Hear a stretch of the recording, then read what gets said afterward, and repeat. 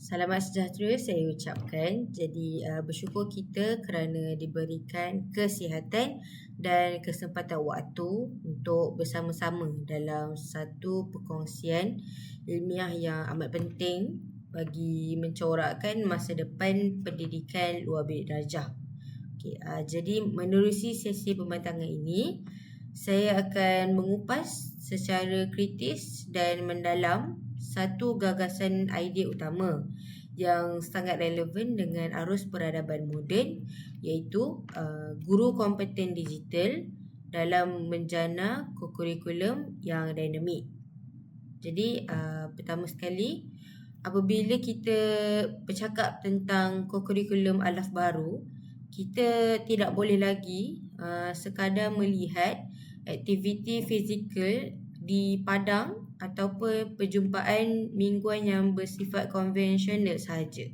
Kita sekarang ni sedang berhadapan dengan era kecerdasan buatan AI, internet kebendaan IoT dan ketersambungan tanpa sempadan.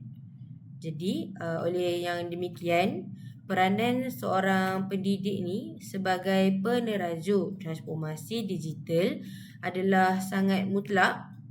Jadi melalui analisis yang holistik ini, kita akan menelitilah bagaimana instrumen perundangan negara bermula daripada Warta Kerajaan sehinggalah ke Akta Pendidikan 1996 sebenarnya memberikan ruang yang sangat luas untuk disuntiklah dengan inovasi kontemporari. Dengan itu, keupayaan digital guru bukan lagi sekadar pelengkap. Ianya juga merupakan pemangkin utamalah untuk menghidupkan ekosistem kokurikulum yang kita panggil lebih telus, cekap, interaktif dan berupayalah untuk melonjakkan potensi murid ni ke tahap yang optimum seiring dengan hasrat murni falsafah pendidikan kebangsaan.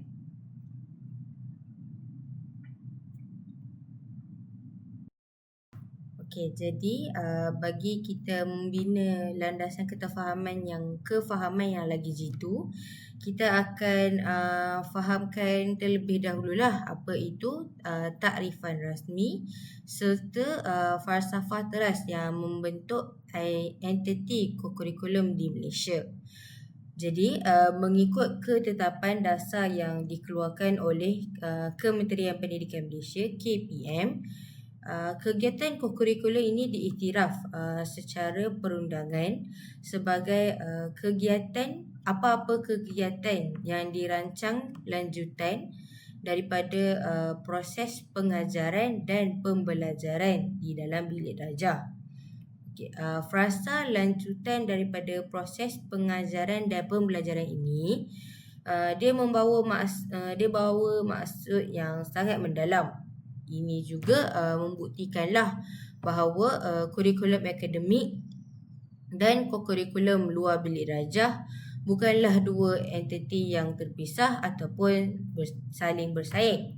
Sebaliknya, kedua-dua ini saling melengkapi, di mana teori sains, matematik, bahasa maupun nilai moral yang dipelajari di dalam bilik darjah boleh diterjemahkan ke dalam bentuk praktikal, kepimpinan dan interaksi fizikal di luar bilik darjah. Jika kita merujuk kepada dapatan kajian oleh Yusof dan Hanif pada tahun 2020, mereka berdua menegaskan bahawa kualiti pelaksanaan kokurikulum ini mempunyai hubungan toleransi yang sangat positif dengan pembentukan sastiah dan motivasi murid. Falsafah penjajaran ekosistem ini juga menuntut agar reka bentuk program kokurikulum di sekolah supaya dirancang dengan seimbang untuk merapatkan jurang antara teori akademik dan kemahiran sosial praktikal.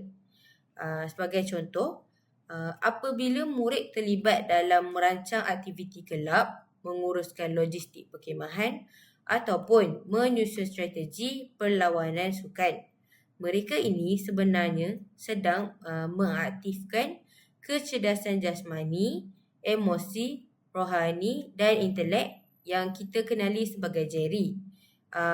Mereka ini mengaktifkan kesemua jeri ini secara bersepadu. Jadi di sinilah letaknya nilai estetika kokurikulum ini, iaitu ia merupakan makmal kehidupan bagi menyediakan generasi muda yang tangkas mendepani cabaran global yang semakin kompleks ini. Okey, seterusnya kita perlu juga memahami bahawa kedudukan kurikulum yang di Malaysia ini tidak dibina atas dasar suka-suka, melainkan mempunyai akar sejarah dan evolusi perundangan yang sangat kukuh.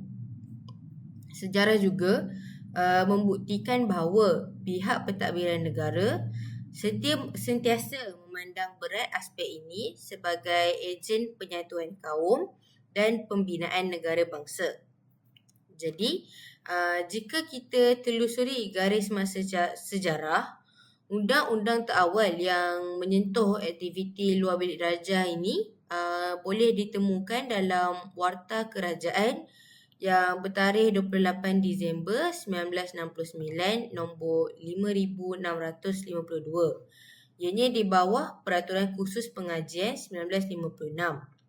Pada waktu tersebut, kegiatan ini diistilahkan sebagai kegiatan kumpulan.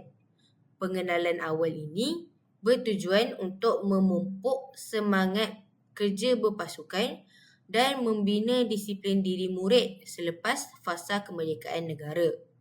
Jadi, apabila berlakunya anjakan paradigma yang lebih komprehensif dan berstruktur pula berlaku genap 3 tahun kemudian, iaitu menerusi pengezetan Warta Kerajaan yang bertarikh 31 Disember 1997 di bawah Akta Pendidikan 1996 yang dikenali sebagai Peraturan Pendidikan Kokurikulum Kebangsaan 1997. Warta inilah yang secara rasmi menstrukturkan kokurikulum kebangsaan di semua sekolah kerajaan dan bantuan kerajaan kepada 3 komponen utama yang kita kenali hari ini, iaitu sukan permainan, kelab persatuan serta pasukan pakaian seragam. Jadi, penggubalan peraturan ini menandakan titik tolak penting ke arah keseragaman nasional di mana standard pelaksanaan, penilaian dan pentadbiran kokurikulum diselaraskan di seluruh negara bagi memastikan kualiti pendidikan luar bilik darjah adalah saksama untuk semua murid. Jadi, melalui kefahaman tentang sejarah perundangan ini, ianya membawa kita kepada dasar utama yang pertama, iaitu kedudukan undang-undang kokurikulum sebagai sebahagian daripada kurikulum kebangsaan yang bersifat wajib dilaksanakan. Jadi, dengan merujuk secara khusus kepada peruntukan Seksyen 18 Akta Pendidikan 1996, Akta 550, kurikulum kebangsaan ialah satu program pendidikan yang merangkumi kurikulum dan kegiatan kokurikulum. Jadi, undang-undang ini membawa implikasi hukum yang amat besar, iaitu pihak pentadbiran sekolah tidak mempunyai kuasa budi bicara untuk memilih sama ada mahu melaksanakan kokurikulum atau tidak, kerana melaksanakan kokurikulum adalah satu kewajipan berkanun persekutuan yang tidak boleh dikompromi oleh pihak sekolah. Jadi bagi mengukuhkan pematuhan ini, Parlimen juga telah menetapkan sukatan perundangan yang amat ketat menerusi Seksyen 135 Akta Pendidikan 1996 mengenai penalti am. Ini bermakna jika mana-mana institusi atau pihak pengurusan didapati gagal atau enggan melaksanakan peruntukan wajib ini, dan jika disabitkan kesalahan oleh mahkamah, pihak yang bertanggungjawab boleh dikenakan hukuman denda tidak melebihi RM5,000 atau dipenjarakan selama tempoh tidak melebihi 6 bulan atau kedua-duanya sekali. Malah sekiranya kesalahan tersebut didapati berterusan selepas sabitan rasmi yang dikenakan, hukuman denda harian tambahan akan dikenakan sehingga RM500 sehari. Boleh dikenakan bagi setiap hari kesalahan itu terus dilakukan. Jadi ketegasan sanksi jenayah ini mencerminkanlah komitmen mutlak negara dalam melindungi hak pembangunan potensi murid agar ianya tidak diabaikanlah oleh mana-mana pihak pengurusan pendidikan. Jadi ketegasan undang-undang ini bukan sahaja mengikat institusi, malah ianya turut dapat diterjemahkan kepada pembahagian tanggungjawab profesional yang adil antara murid dan guru seperti yang tertera dalam Dasar Utama Kedua dan Dasar Utama Ketiga. Jadi bagi pihak murid, Dasar Utama Kedua ini yang berpandukan Surat Perkeliling Ikhtisas menetapkan bahawa penyertaan setiap orang murid dalam ketiga-tiga komponen utama adalah wajib, iaitu rekod kehadiran, penglibatan dan juga pencapaian murid mestilah disimpan dengan bersistem dan dinilailah secara berkala. Jadi ini bertujuan untuk pemantauan prestasi sahsiah mereka. Ketetapan ini juga menetapkan bahawa ketidakhadiran murid dalam aktiviti yang mereka daftarkan tanpa sebarang alasan munasabah ataupun kebenaran bertulis, kita boleh diklasifikasikan sebagai kesalahan disiplin yang setara dengan kesalahan ponteng kelas ataupun ponteng sekolah. Jadi hal ini bertujuan untuk membentuk disiplin, accountability diri serta pematuhan undang-undanglah kepada murid sejak di bangku sekolah lagi. Jadi bagaimana pula dengan pihak guru? Jadi menerusi Dasar Utama 3 yang merujuk kepada perkara 5.2 Surat Perkeliling Ikhtisas, penyertaan semua guru sebagai penjawat awam dalam mengurus, menyelia dan mengelola aktiviti kokurikulum di sekolah adalah wajib bagi memastikanlah keberkesanan pelaksanaan program itu. Jadi setiap guru juga mestilah diberikan arahan tugas yang bertulis, spesifik dan juga kuantitatif.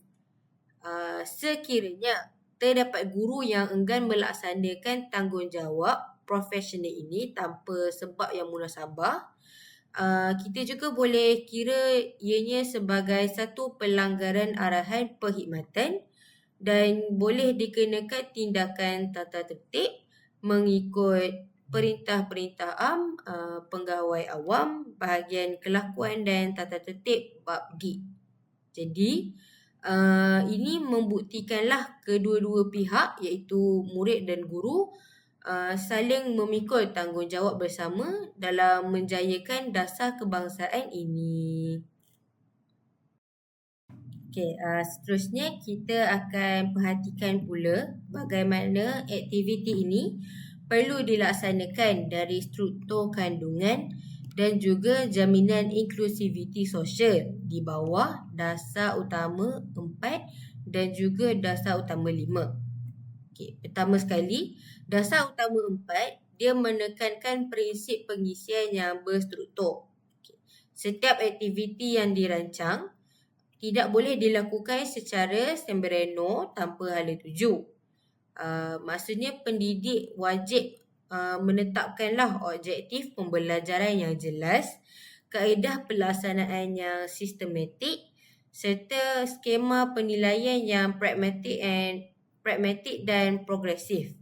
Jadi, aktiviti tersebut mestilah berupaya memberikan pemindahan ilmu, membina pengalaman baharu dan juga menerapkan nilai moral murni bagi menyokong perkembangan murid yang seimbang dari aspek jasmani, emosi, rohani dan juga intelek.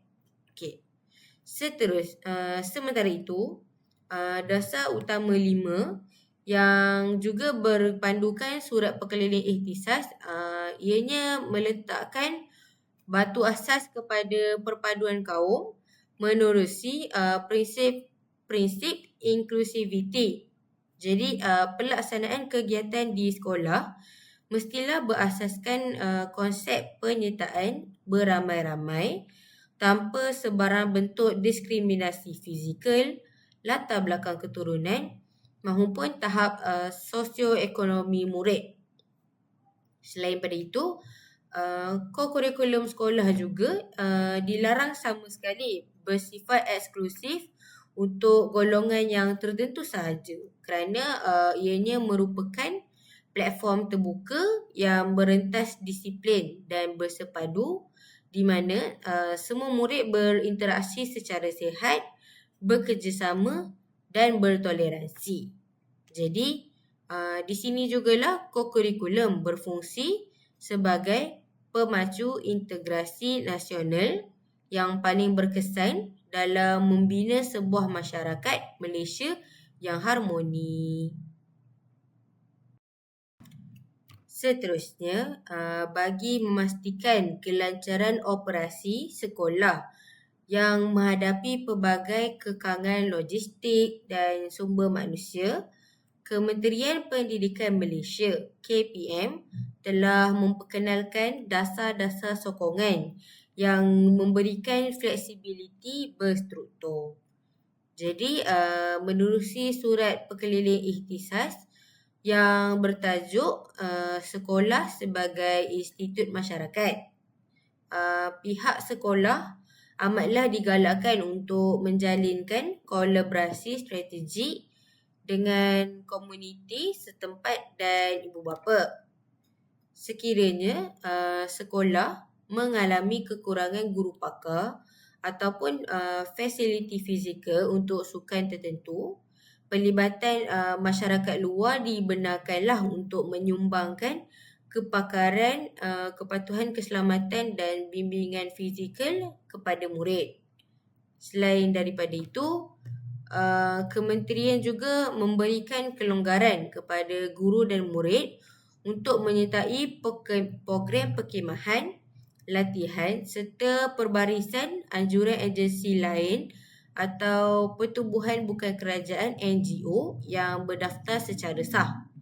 Jadi, manakala di bawah surat perkeliling yang lain juga, penganjuran lawatan pendidikan murid yang dirancang secara teratur semasa waktu persekolahan juga dibenarkan bagi mendedahkan murid kepada pengalaman dunia nyata yang lebih luas dengan sokongan dan tanggungjawab bersamalah daripada pihak ibu bapa.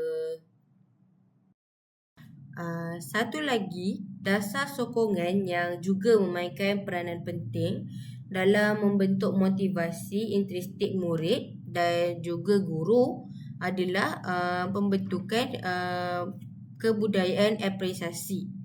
Jadi, pihak sekolah diwajibkan untuk mewujudkan mekanisme ganjaran dan penghargaan yang telus bagi mengiktiraf sumbangan serta penglibatan cemerlang murid dan guru. Namun, apa yang paling menarik dalam dasar ini ialah penegasan bahawa sistem penghargaan tersebut tidak seharusnya dihadkanlah kepada aspek kemenangan pertandingan ataupun pencapaian pingat emas semata-mata. Okey, pihak sekolah dituntut untuk memberikan pengiktirafan yang setinggi-tingginya kepada murid yang mempamerkan disiplin yang unggul, komitmen kehadiran yang konsisten serta kualiti kepimpinan yang cemerlang sepanjang menguruskan kelab masing-masing. Jadi, apresiasi yang holistik ini bukan sahaja meningkatkan harga diri murid, malah membina jati diri yang kuat. Di samping itu,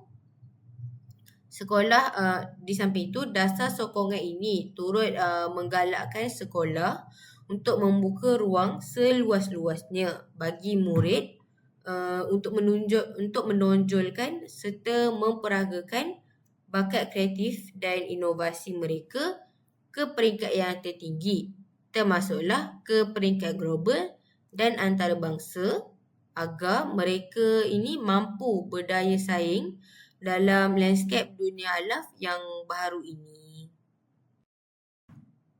Jadi sekarang kita akan hubung kaitkan keseluruhan instrumen dasar, perkeliling dan perundangan yang telah saya huraikan tadilah dengan gagasan idea utama kita bagi menjawablah persoalan ini.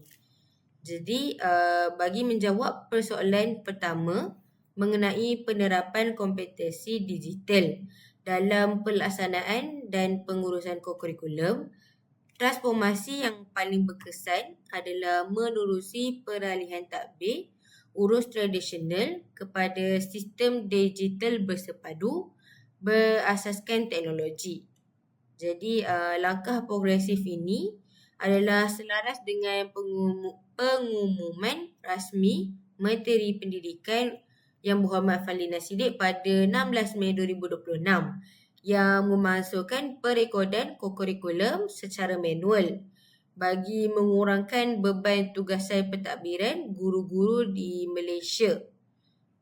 Jadi dengan penguasaan kompetensi digital di bawah teras kedua Dasar Pendidikan Digital Kementerian Pendidikan Malaysia, guru boleh membangunkan portal pintar yang menyepadukan pendaftaran unit, perekodan kehadiran mingguan murid secara nyata serta analisis markah pencapaian PAJSK secara automatik. Jadi, ini bukan sahaja meningkatkan ketepatan dan integriti data, malah menghapuskan kekurangan daripada secara kita rekodkan secara manual. Jadi, seterusnya bagi menjawab persoalan kedua mengenai cara membentuk kompetensi murid dan mencetuskan kesedaran kesihatan diri, guru kokurikulum yang kompeten digital tidak lagi membiarkan murid bersukan secara pasif. Jadi guru boleh mengintegrasikan peranti penjejak kecergasan pita ataupun kita panggil wearable fitness sensor semasa aktiviti fizikal sukan dan permainan dijalankan. Jadi murid dibimbing untuk mengumpul, membaca dan kita menganalisis data fisiologi tubuh mereka sendiri seperti kadar denyutan jantung semasa latihan, jumlah kalori yang telah dibakar serta kualiti pemulihan fizikal mereka. Jadi data yang telah dikumpulkan ini kemudiannya diterjemahkan oleh murid ke dalam bentuk projek kreatif seperti penyediaan infografik digital ataupun penghasilan kempen kesihatan interaktif di media sosial sekolah untuk mendidik rakan sebaya mereka. Jadi pendekatan berasaskan data saintifik ini bukan sahaja membina literasi literasi kesihatan yang mendalam dalam diri murid, malah memupuk juga kemahiran berfikir secara kritis serta kompetensi digital abad ke-21 yang amat berhargalah untuk masa depan mereka.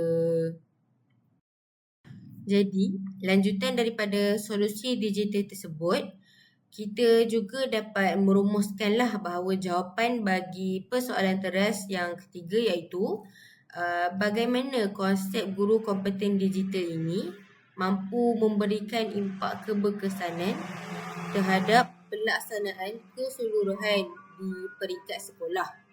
Jadi, dimensi pertama, impak keberkesanan ini boleh dilihat menerusi kecekapan pengoperasian pentadbiran sekolah yang optimum. Jadi, apabila guru menguasai teknologi, pengurusan data yang sebelum ini dilaksanakan secara manual, bertindih dan juga memakan masa, dipindahkan sepenuhnya ke dalam sistem pangkalan data yang berpusat. Jadi, ini juga akan menyebabkan pengurangan beban kerja kerana ianya dan juga memberikan impak yang sangat positif terhadap pengurangan tekanan mental guru dan pengekalan kesejahteraan holistik guru. Sekaligus kita membolehkan mereka memberikan tumpuan penuh kepada kualiti pengajaran taktik dan bimbingan fizikal murid di padang. Seterusnya, dimensi kedua, impak keberkesanan sekolah pula diterjemahkan melalui peningkatan keupayaan sistem intervensi awal sekolah. Jadi, dengan adanya pemansuhan perekodan manual dan peralihan kepada data kehadiran masa nyata, pihak pengurusan sekolah dapat mengakses secara langsung kepada visual data penglibatan murid. Sistem maklumat yang bersepadu juga dapat mengenal pasti kecenderungan ketidakhadiran murid dengan cepat sebelum ia menjadi isu disiplin ataupun keciciran lah. Kesannya kecekapan ini membolehkan pelan tindakan intervensi awal seperti bimbingan kaunseling ataupun penyesuaian program kokurikulum dilaksanakan secara bersasar dan berkesan bagi memastikan tiada seorang murid pun yang dinafikan hak perkembangan mereka di bawah Undang-Undang Pendidikan Negara. Okey, sekarang kita akan lihat pula impak transformasi digital ini secara lebih spesifik dengan bermulanya impak mendalam ke atas diri murid-murid. Jadi, impak utama penglibatan digital dalam kokurikulum adalah pembinaan karakter murid yang fasih digital, beretika dan bertanggungjawab di alam cyber. Murid juga tidak hanya bertindak sebagai pengguna teknologi yang pasif, malah mereka dibangunkan sebagai pencipta kandungan digital yang kreatif menerusi pengelolaan program kokurikulum berasaskan teknologi. Pembudayaan ini secara langsung memupuk kemahiran abad ke-21 seperti pemikiran komputasional, kemahiran menyelesaikan masalah secara kritis serta kolaborasi merentas sepadan yang amat diperlukanlah untuk menyediakan mereka mendepani cabaran ekonomi digital global masa hadapan. Selain daripada penguasaan kemahiran teknologi, integrasi peranti penjejak kecergasan dan aplikasi sukan digital ini dalam aktiviti kurikulum memberikan impak positif yang sangat besar terhadap pemerkasaan kesejahteraan fizikal dan mental murid secara holistik. Penggunaan data biometrik masa nyata secara saintifik dapat meningkatkan motivasi murid untuk terlibat secara aktif dalam aktiviti fizikal kerana mereka sendiri dapat melihat perkembangan kecerdasan kendiri secara visual dan interaktif. Jadi usaha murni ini adalah selaras dengan agenda kebangsaan yang digariskanlah dalam Rancangan Pendidikan Malaysia 2026 sehingga 2035, iaitu untuk melahirkan warga negara yang sihat secara jasmani dan mental menerusi amalan gaya hidup aktif yang dipantau, cekap dan disokong oleh ekosistem teknologi ini. Okey, jadi bagaimana pula transformasi digital ni dia akan memberikan impak yang mendalam kepada barisan guru di sekolah. Jadi impak pertama yang paling ketara ialah peningkatan tahap efikasi kendiri serta standard profesionalisme perguruan abad ke-21. Kerana penguasaan kompetensi digital ini membolehkan guru-guru ini keluar daripada kepompong pengajaran tradisional dan mula mempelbagaikan metodologi pengurusan serta modul pengajaran sukan maupun persatuan secara lebih kreatif dan interaktif. Pemekasaan keupayaan ini juga memberikan guru keyakinan yang tinggi untuk membimbing murid-murid dalam menghasilkan projek inovasi digital bertaraf tinggi sekaligus meningkatkan imej kualiti profesionalisme pendidik Malaysia yang relevan dengan perkembangan arus globalisasi semasa. Impak kedua pula tidak kurang pentingnya adalah untuk mengurangkan beban kerja bukan pengajaran dan meningkatkan kesejahteraan emosi guru. Jadi keputusan strategik kementerian ini untuk memasukkan sistem perekodan secara manual membuktikanlah keprihatinan yang tinggi terhadap bebanan guru. Penjimatan masa juga boleh diperoleh daripada perekodan digital yang memberikan ruang berharga untuk guru menumpukan perhatian kepada elemen yang lebih penting, iaitu kualiti bimbingan fizikal serta memupuk nilai murni murid. Pengurangan tugas yang berulang-ulang ini juga berjaya meminimumkan risiko keletihan digital burnout sekaligus menyokong pengekalan kesejahteraan emosi dan fizikal pendidik secara berterusan. Jadi, sebagai penutup pembentangan saya pada hari ini, kita boleh lihat keseluruhan perbincangan ini dan bawa ianya kepada satu rumusan yang konkret, iaitu secara keseluruhannya integrasi kompetensi digital dalam kalangan guru bukan lagi sekadar satu alternatif sokongan. Sebaliknya, ia merupakan satu instrumen berstruktur yang menghidupkan dasar kurikulum kebangsaan secara lebih inklusif, telus dan juga dinamik. Jadi apabila sistem tadbir urus beralih kepada automasi pintar, ianya bukan sahaja mengurangkan beban kerja guru bagi memelihara kesejahteraan guru, malah ianya juga memperkasakan keupayaan murid dalam mengurus data kecergasan kendiri serta membentuk karakter fasih teknologi yang bersedia mendepani era globalisasi ini. Jadi, transformasi bersepadu ini juga membuktikan bahawa gandingan mantap antara pematuhan undang-undang berkanun dan inovasi kontemporari merupakan formula yang terbaik dalam melahirkan model insan yang sumul, seimbang dan juga bersaing tinggi. Sesungguhnya, dasar-dasar yang telah digubal oleh pihak kementerian telah menyediakan satu landasan perundangan yang sangat kukuh.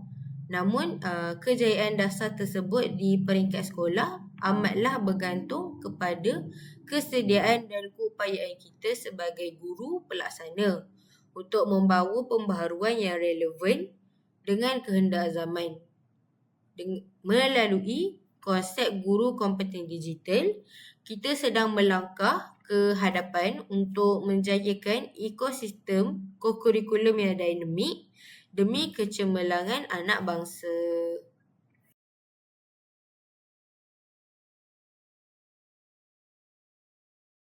Jadi saya berharap huraian ini dapat memberikan perspektif yang lebih jelas dengan serta nilai tambahan intelektual kepada kita semua. Saya juga membuka ruang seluas-luasnya sekira terdapat sebarang pandangan, ulasan ataupun persoalan lanjut daripada penonton yang dihormati maupun rakan-rakan sekalian. Jadi sekian terima kasih daripada saya Dania Hanan binti Syamruddin dari kelas PPS 3 Sengkang 1. Selamat maju jaya dalam perjuangan mendidik anak bangsa.